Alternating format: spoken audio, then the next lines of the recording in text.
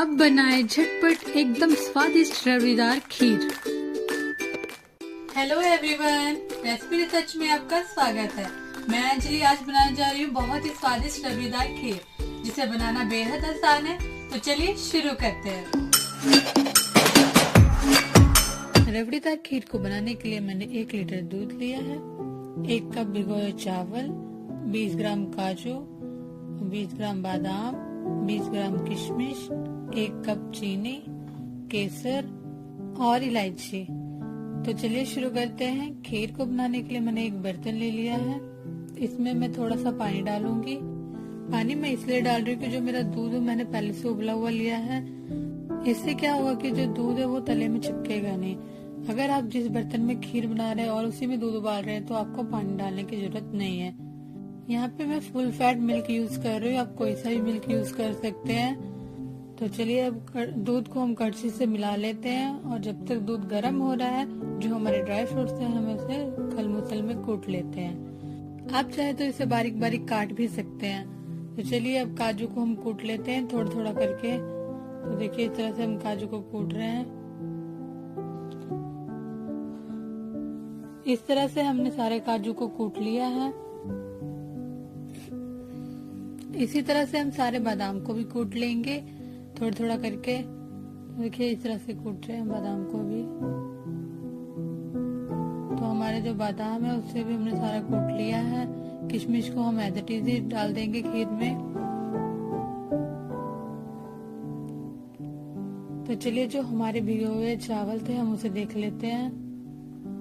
देखिए जो चावल है वो मैंने 1 घंटा पहले ही भिगोने के लिए रख दिया था। तो देखिए कैसे फूल गए और टूट रहे हैं। तो चलिए अब यहाँ देखते हैं जो हमारा दूध वो गर्म हो गया है, उबाल आ गया हमारे दूध में। तो यहाँ पे हम एक कटोरी में कुछ केसर के धागे डालेंगे। केसर जो है वो ऑप्शनल है, अगर आपके पास है तो ठीक है, नहीं तो आप इसे स्किप भी कर सकते हैं। तो यहाँ पे मैंने 1 कड़छी दूध निकाल लिया है। इससे क्या होता है जो केसर है वो अच्छा रंग छोड़ता है। तो जब खीर हाफ कुक हो जाएगा तब हम इसे डालेंगे, तब तक हम इसे साइड में रख देते हैं।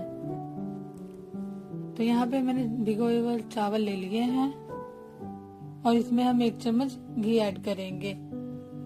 घी से क्या होता है जो हमारे चावल है वो सॉफ्ट हो जाते हैं। तो देखिए जो हमने घी लिया है वो थोड़ा ज्यादा है, इसका हम हाफ ही डालेंगे, 1 छोटा चम्मच के।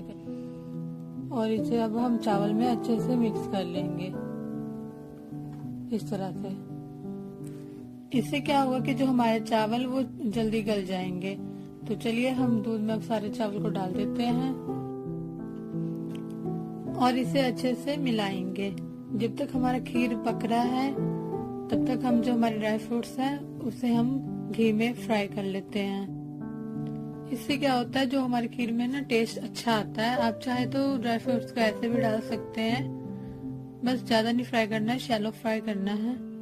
तो देखिए कुछ इस तरह से हमने घी हमारा गर्म हो गया है और हमारे जो ड्राई फ्रूट्स है हमने रोस्ट कर लिया है। तो देखिए इस तरह से जो हमारा खीर है वो हाफ कुक हो गया है। इस स्टेज पे हमने क्या करना है, 2 कड़छी जो खीर है उसे हम ग्राइंडर में निकाल के रख लेंगे। इसका हम एक पेस्ट तैयार करेंगे। इससे क्या होगा कि जो खीर का जो टेक्सचर है वो थोड़ा सा क्रीमी क्रीमी आएगा। तो इसे अभी हमने ग्राइंड नहीं करना है क्योंकि अभी गर्म है। तो जब ठंडा हो जाएगा तभी हम ग्राइंड करेंगे। तो देखिए हमारे केसर ने भी रंग छोड़ दिया है, एकदम येलो येलो, कितना अच्छा लग रहा है। अब हम इसे खीर में डाल देंगे और इसे भी अच्छे से मिला लेंगे। तो देखिए कड़छी का जो पिछला भाग है ना उसे हमें थोड़ा सा ऐसे दबाते हुए कड़छी को चलाना है ताकि जो चावल और दूध है वो आपस में मिक्स हो जाए। बस चावल खड़े नहीं रहने चाहिए, कुछ इस तरह से। देखिए तो हमने जो इलायची पहले से कूट लिया था उसको भी डाल देंगे और इसे भी अच्छे से मिक्स करेंगे। कड़छी से अच्छे से मिला देंगे खीर को। तो देखिए ऑलमोस्ट जो हमारा खीर है बनके तैयार हो गया है।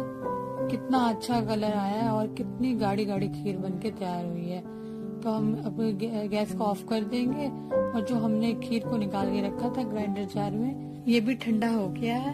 तो चलिए अब हम इसका पेस्ट बना के तैयार कर लेते हैं। तो देखिए इस तरह से हमें ग्राइंड करना है।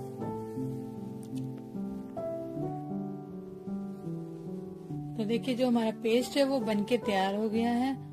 हम इसे ओपन करते हैं। देखिए कितना एकदम क्रीमी क्रीमी टेक्सचर आया है इसका, एकदम मलाईदार।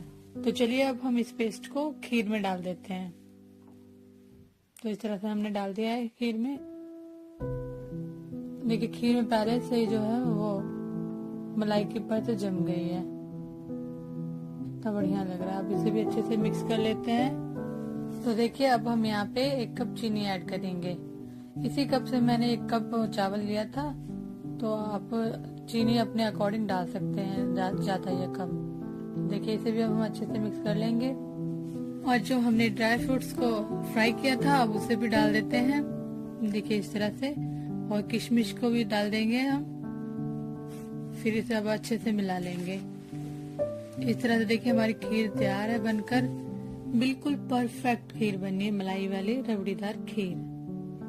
चलिए अब हम इसे सर्व करते हैं।